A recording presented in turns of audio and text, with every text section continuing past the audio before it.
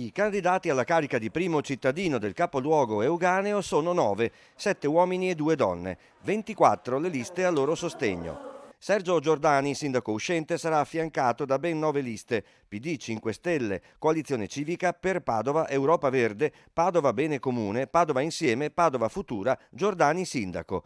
Francesco Peghin con Lega, Forza Italia, Fratelli d'Italia, Coraggio Italia, più Padova, il popolo della famiglia, Francesco Peghin sindaco.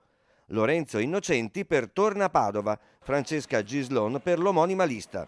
Paolo Girotto con la lista 3V Verità e Libertà. Domenico Minasola per Alleanza per Padova, Chiara Zoccarato per Alternativa.